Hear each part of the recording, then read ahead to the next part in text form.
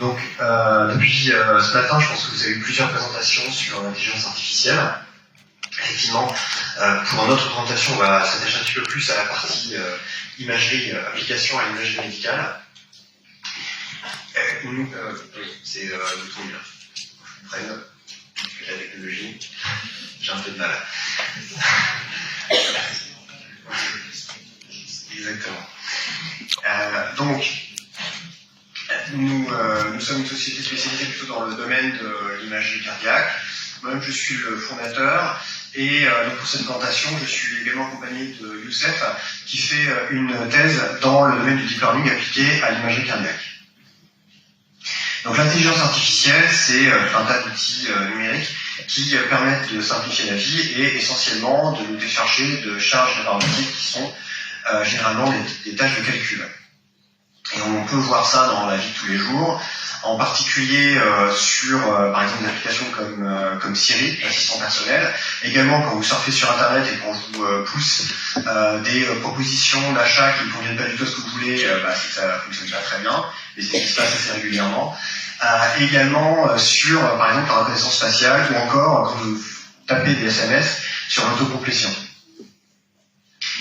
L'intelligence artificielle, on peut situer son démarrage dans les années 50, et c'est l'amélioration des outils de l'informatique qui ont permis, à partir des années 80, de bénéficier de réseaux de neurones. Et donc de pouvoir développer de premières applications pratiques d'intelligence artificielle. Ensuite, l'amélioration constante de l'informatique a permis d'accéder à des réseaux de neurones multicouches. Et il y a eu un événement assez important en 2012 au niveau de l'imagerie, avec Internet qui a permis d'accéder à une base de données de photos de plusieurs millions d'images, de gens qui uploadaient leurs photos de famille, etc. Et donc qui a permis, avec la base de ImageNet, de pouvoir entraîner un algorithme de deep learning qui était capable de reconnaître, par exemple, votre chat au milieu d'une photo dans votre jardin. Et donc aujourd'hui, le deep learning est présent partout. Et pour revenir donc à la période années 80 jusqu'à fin des années 90, on pourra citer Yann Lequin, qui est considéré comme le maître dans le domaine du deep learning appliqué à l'imagerie, et qui a, à la fin des années 90, développé un algorithme de deep learning que vous utilisez dans la vie de tous les jours, puisqu'il permet à partir d'un chèque, de pouvoir lire ce chèque, de pouvoir reconnaître l'écriture manuscrite et de pouvoir alimenter votre compte en banque du montant correspondant à ce qui est marqué sur le chèque. Donc là, vous avez une description du réseau de neurones. Donc, concrètement, il s'agit d'une décomposition d'un problème complexe en toute une série de fonctions mathématiques très simples. L'imagerie médicale a un certain nombre de particularités, parce que autant envoyer aux photos de famille sur Internet, ça vous regarde, autant envoyer les images médicales des patients sur Internet, je suis pas sûr que les patients seraient très contents. Donc ça pose déjà un premier problème qui est l'accès aux données. Et puis il y a aussi le fait que le principe de l'imagerie médicale, c'est d'aller chercher ce qu'il y a à l'intérieur de votre corps. Donc c'est pas de la photographie directe, c'est une imagerie particulière, il y a donc une difficulté supplémentaire. L'intelligence artificielle a commencé à réellement s'intéresser à l'analyse d'images il y a 3-4 ans, donc c'est quand même relativement récent. Elle peut intervenir à plusieurs niveaux, donc en particulier aujourd'hui quand vous allez passer un IRM, au niveau de l'acquisition des images, il peut y avoir 3 ou 4 fois la même séquence parce que le technicien n'est pas sûr d'avoir fait correctement son acquisition. À ce niveau-là, le deep learning peut permettre d'optimiser cette phase d'acquisition d'images. Il y a également la partie traitement d'images, qui est la partie qui va plus nous intéresser, nous, à Cassis, qui va permettre d'optimiser des parties de détection de zones sur une image qui, si elles sont effectuées par le médecin, dans le cas de l'imagerie cardiaque par exemple, c'est 20 minutes pour tracer l'ensemble des contours qui vont être nécessaires pour calculer le paramètre clinique de base pour faire un diagnostic cardiaque. Donc évidemment, si vous avez un algorithme de deep learning qui vous fait ça en 30 secondes, ça vous permet un gain de temps et puis ça permet un confort supplémentaire. Et enfin, donc la dernière application, ça va être sur de l'aide au diagnostic pour analyser les données obtenues et pouvoir en sortir une information intelligible pour le médecin. Et donc, je vais laisser la parole à Youssef qui va vous présenter son travail. Merci Jean-Joseph. Du coup, comme disait Jean-Joseph, l'imagerie, plutôt l'intelligence artificielle va intervenir à plusieurs étapes dans le processus d'imagerie médicale. Elle va venir...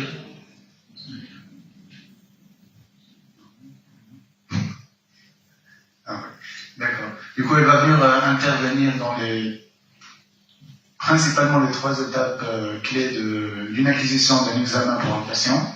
La première, c'est aider l'opérateur de la machine et lui proposer des paramètres pour améliorer l'examen en cours, ou même de lui proposer de refaire l'examen totalement. La deuxième va venir améliorer des images déjà acquises et faire un traitement posteriori et d'essayer de rendre ces images plus potables pour les médecins pour en tirer un diagnostic plus précis. Et au final, venir à analyser des images et en extraire des paramètres cliniques qui vont venir aider les médecins à arriver à un diagnostic.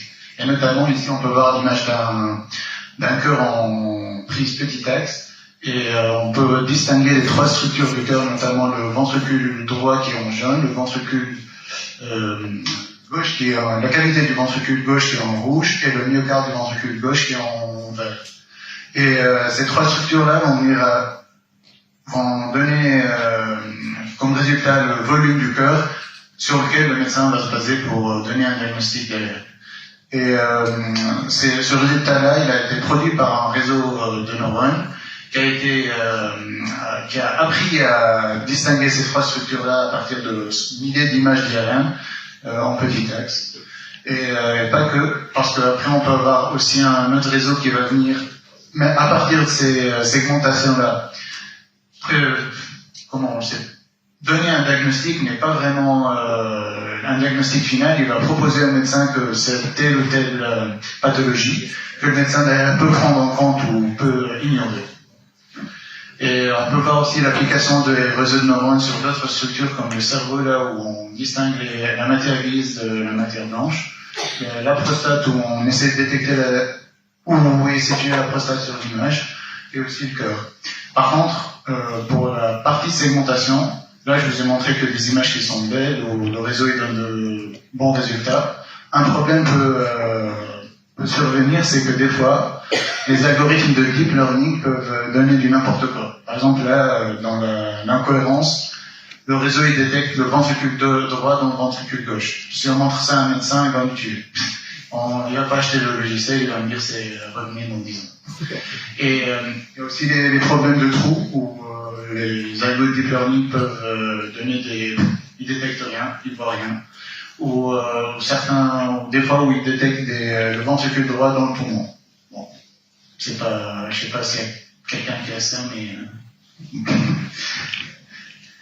donc, l'idée principale de mon projet de recherche la première année, c'était d'essayer de résoudre le problème de cohérence anatomique et de marier l'intelligence artificielle à des connaissances que les médecins utilisent dans leur quotidien pour analyser les images. Du coup, c'était un projet en collaboration avec un laboratoire de recherche à Sherbrooke au Canada. Et ça a donné naissance à un algorithme qui est anatomiquement cohérent, c'est-à-dire il va nous donner des segmentations dont on est sûr qu'ils sont à 100% anatomiquement cohérentes. C'est-à-dire, on ne peut pas avoir des problèmes où les structures ne sont pas détectées ou des structures qui sont détectées dans des endroits où ils ne sont pas censés l'être. Et du coup, ça c'est un schéma qui résume un peu la méthode où, en premier lieu, on a un réseau qui va prendre l'IRM en entrée, nous donner une prédiction qui, elle, peut ne pas être anatomiquement cohérente. Et derrière, on a un autre réseau qui va prendre le résultat du premier et le corriger. Et ça a réussi à réduire les problèmes de cohérence anatomique à zéro. C'est-à-dire, maintenant, avec cette méthode, on est sûr que le résultat il est anatomiquement cohérent. Et ce qui va permettre une utilisation clinique de l'algorithme, car derrière l'intervention du médecin ça va lui demander moins de temps pour corriger segmentation et derrière, on peut se baser sur ça pour arriver à des paramètres cliniques dont on n'est pas quasiment sûr qu'ils sont corrects. Du coup, en conclusion. Oui, donc en conclusion, effectivement, l'intelligence artificielle est présente dans notre quotidien et elle est même présente maintenant, depuis 3-4 ans, dans le domaine de l'imagerie médicale. Ça a un certain nombre de limites donc, que j'ai mentionné précédemment, à savoir l'accès, principalement donc l'accès aux bases de données, puisqu'il faut des bases de données suffisamment larges, ça sera pas un problème, mais aussi suffisamment diverses. Donc ce qui est également un autre problème. On peut avoir des biais, puisque le principe c'est qu'un algorithme va apprendre, et quand un être humain il apprend tout le temps dans le même environnement, il va être déstabilisé s'il se retrouve dans un environnement différent, et ben c'est la même chose pour l'algorithme d'apprentissage. Et donc je voudrais juste conclure pour dire que l'objet d'un travail comme celui de Cassis, c'est évidemment pas de se substituer au médecin, c'est de le décharger de tâches rébarbatives qui nécessitent beaucoup de calculs, qui nécessitent donc du temps, de tracer de contours, etc., pour lui donner plus de temps pour s'occuper de ses patients. Merci.